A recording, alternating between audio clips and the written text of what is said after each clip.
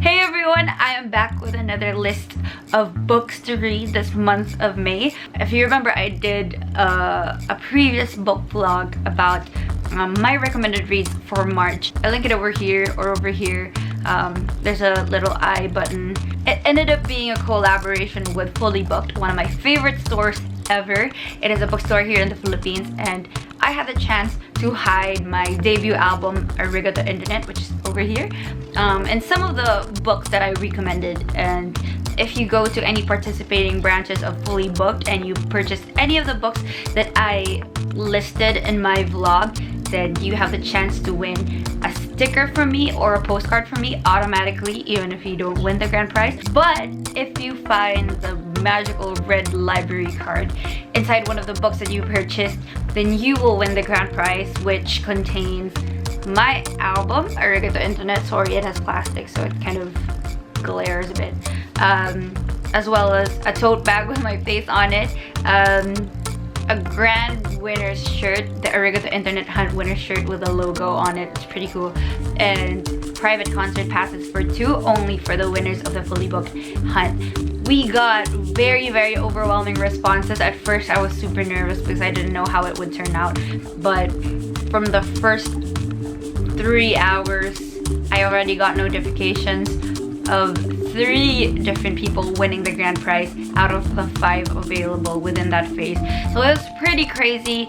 The prizes were flying fast, and thanks to the great success of phase 1, we were inspired to do a second phase, which is coming right now. Stick around, pay attention to the books that I'm going to recommend for you this May, and you might just win the grand prize. Or if not, you're still gonna win something from me anyway. Starting off with my favorite book series ever, aside from Harry Potter, A Series of Unfortunate Events by Lemony Snicket.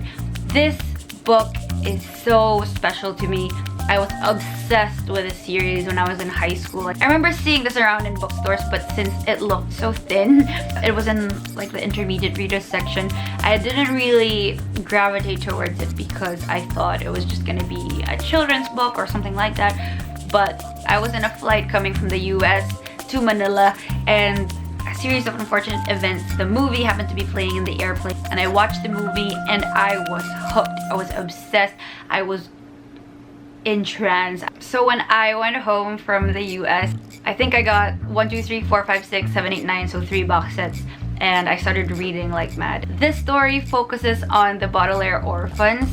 They lose their parents early on through a terrible fire that consumed their entire mansion, and they are put in the care of Count Olaf, their distant relative, but he only means to steal their enormous fortune. They just run for their lives throughout this whole book. And of course, you might know that this has been adapted to a popular Netflix TV series, which I could not be happier about. If you haven't picked up this book yet, or if you've already watched the Netflix show, and if you're interested in getting to know more about the Baudelaires, you definitely should check this book out. It's super cheap and super thin. You can easily read this in one day, and it's going to change your life. It changed mine, definitely. The next book that I'm going to talk about is Nimona. It's a graphic novel by Noelle Stevenson, and the art, it will probably be familiar because Noelle Stevenson is the girl who illustrated the cover of Fangirl by Rainbow Rowell, and we all know that that's a big bestseller. Like, I always see this in Fully Booked, and I wasn't really drawn to it because I don't know Noelle Stevenson, and the art style isn't really my cup of tea, I suppose. But when I started reading this, it suddenly became clear to me Noelle Stevenson is such a great storyteller. Not only is she a skilled artist and illustrator, but she crafts a story so well, and her words just flow magically. It's not just, you know, for the sake of storytelling because she's an illustrator. The words don't feel like an afterthought, but it really feels like she has developed the story very well. And my favorite thing about Nimona is the characters. The characters jump out of the book. They seem so alive, they seem so real. Reading this made me feel like watching a cartoon, watching a television show. That was how natural the flow of the whole thing is. The characters just grow on you, and you really develop a certain love and affinity for these characters in this book, and you kind of want to protect them. At the very end of it, it just made my heart cry. Noelle Stevenson is such a talented storyteller, and I want to read more of her work, definitely. The next book that I'm going to talk about is a non-fiction book. Since I love science and learning about new things, this book was a natural subject for me to explore. It's called What If by Randall Munroe. He would answer big scientific questions in such a funny and very understandable way. One question here says, what would happen if everyone on Earth stood as close to each other as they could and jumped? Everyone landing on the ground at the same instant. You know that old saying that when all the people of China get together and jump all at the same time, they would create like a huge tsunami that could engulf the whole world? And that always stayed in my mind. And finally, Randall Munroe gives the answer that, spoiler alert, he says nothing will happen. So yeah. The next book that I'm going to talk about is another work of fiction, and it's called Britt Murray Was Here by Fredrik Backman. And this has been translated from Swedish to English, and it is about Britt Murray, obviously. And Britt Murray is 63 years old, I believe. She distances herself from her cheating husband and finds herself in this strange little town called Borg. And Borg is kind of a dead town. She becomes the caretaker of a rundown recreational center, and suddenly she finds herself having to coach the children's soccer team of Borg, which happens to suck. Britt Murray is kind of an eccentric character. She is very OC. She cannot stand mess. She wakes up at 6 a.m. every day, and she has a certain way of doing things.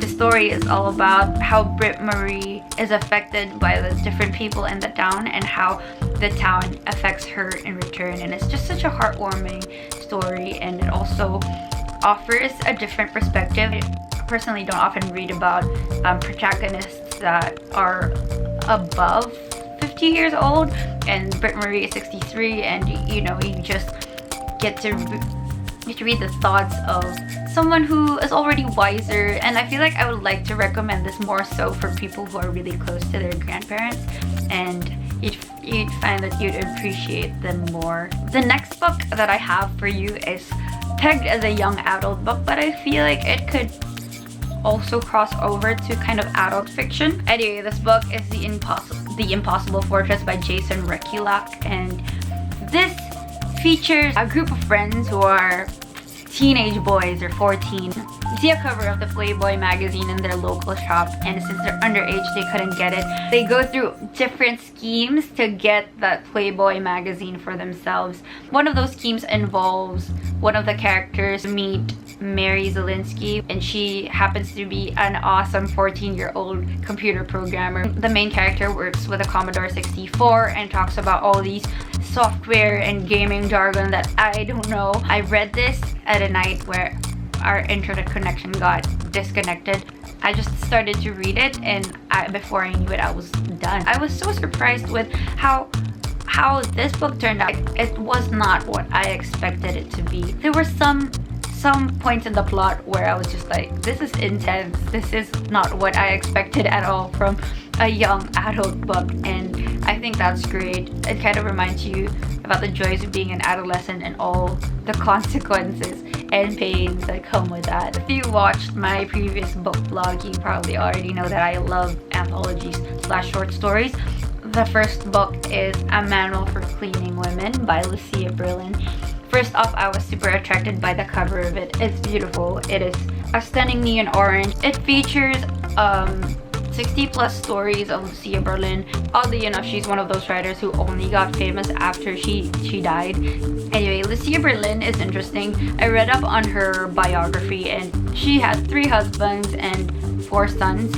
She struggled with lung cancer, and she battled with that for a long time. All throughout her life, she has worked a lot of jobs here and there, and the short stories in this book definitely explores that kind of working class situation wherein you find yourself in a story about a cleaning woman or a dentist assistant. There are some stories with 2 pages or 3 pages and they're fairly fast-paced, and a lot of the stories I think are based off of her own life, and that's kind of fascinating to me. Lucia Berlin sounds like a remarkable woman, and I'm happy that she finally got the attention that she deserves, even though it was years after she died. The last book that I'm going to recommend is one of my favorites for this year, and it's Arrival by Ted Chiang. This is amazing, fantastic in every way. If you watched the movie Arrival featuring Amy Adams and Jeremy Renner, it was amazing. And if you think that the ideas in that were unique and great, then you would definitely love this book. Ted Chiang is a science fiction short story writer. I think he exclusively writes short stories, and he gets all the awards. Every single story in this book is well crafted, and it presupposes how the world would be a couple of decades from now. Or it's kind of like Black Mirror, but in book form. Black Mirror is one of my favorite TV series. This book just features a lot of fascinating ideas about science and technology and the human condition. Also, one of my favorite stories from this is the last one, which is about lookism. It imagines a future wherein humans would have the option to not be able to tell whether a person is beautiful or good looking or not. It kind of alters something in your brain that kind of neutralizes everyone in your eyes. And fascinating stuff. Check out Ted Chiang. I wish that I could read more of his stories because he's amazing and his brain is just fascinating and great. Anyway, that's all the books that I have for you this month of May. I hope that you do check out the titles that I've prepared for you. Remember that if you buy any of the books that I've mentioned in this vlog in the participating fully booked branches, which will be flashed over here, you will get a sure chance of winning a prize from me. And I will see you guys next time. Thanks so much for always supporting my channel, and enjoy reading, and I hope you win.